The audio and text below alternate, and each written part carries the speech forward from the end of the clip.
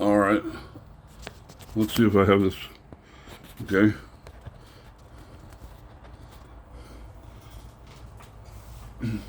This fiddle came in a couple weeks ago from a woman who, a retired woman who spends some portion of her winters here in Tucson. I believe she said she's from Georgia. Lives in Georgia the rest of the year. I think she said she acquired this violin in Georgia. It was in pretty rough shape when she brought it in. Really, the corpus, the body of the instrument, is actually in pretty good condition. So when I say that it was in really rough shape, I'm referring to some other elements of the overall construction and playability. It has, it's a very old violin actually, it's about 1860. It has the old archaic neck to body construction, where the heel of the neck is not mortised into a block. It's just, it just meets up with the outside rib structure and has a little extension that comes off the heel on the inside that is glued to the top and the back. It creates a little bit of a additional stability and structural integrity. But it's a really short neck, very, very short by modern standards. She had already had some of these, I think they're Whitner geared tuners installed. So these are not ordinary friction pegs. They're actually geared, and which is a nice thing actually. They work great, but the fingerboard needed to come off. The fingerboard projection was way, way low, way, way low, just a little bit above the top. The bridge, she had a bridge on there that was already cut down so low that it was, and even with a low cut bridge, the strings were like really ridiculously high over the fingerboard still. So I put a wedge underneath the fingerboard.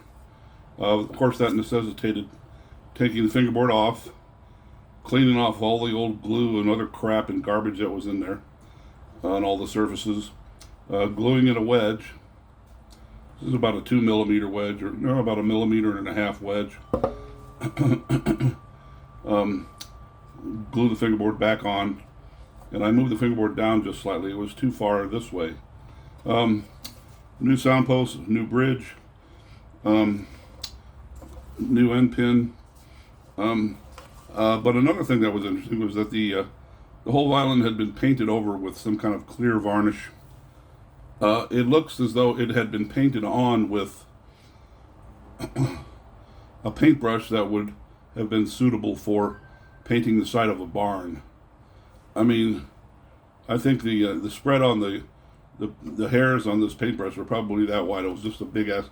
Somebody just glopped it on there, and it was just rough as a cob, rough as a goddamn corn cob.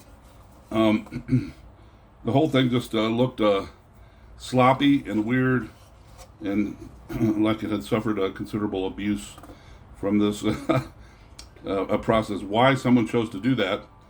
Yeah, it's hard to get into the mind of some of these hillbillies that do that kind of shit.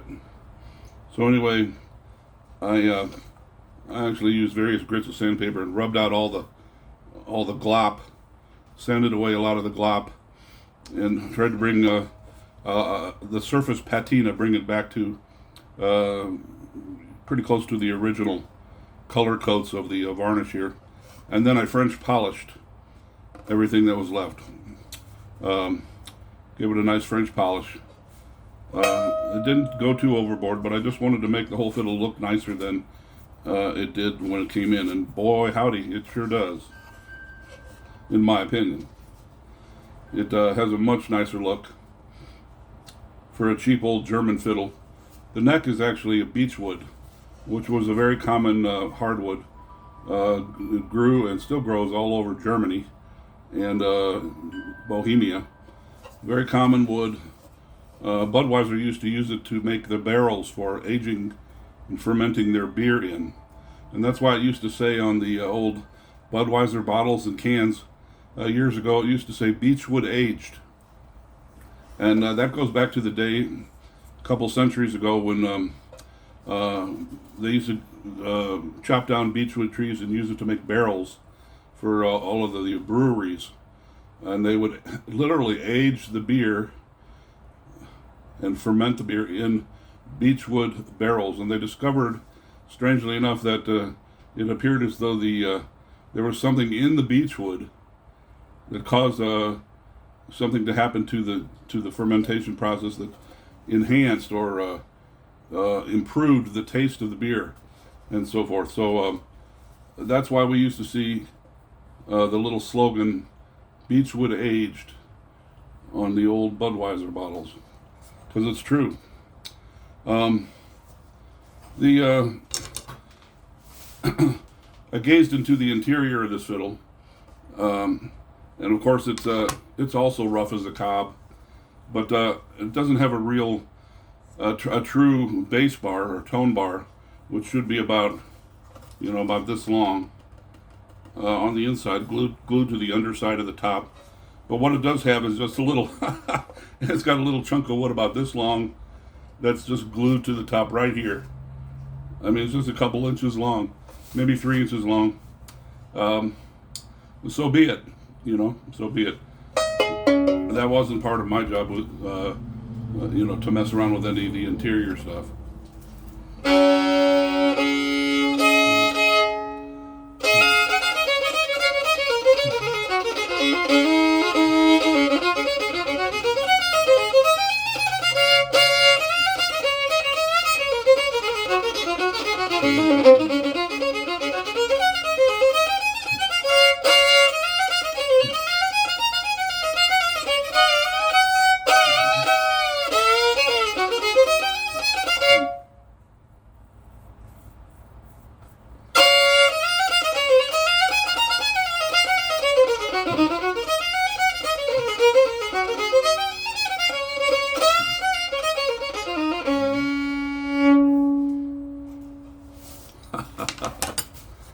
There you have it, the old German fiddle from about 1860.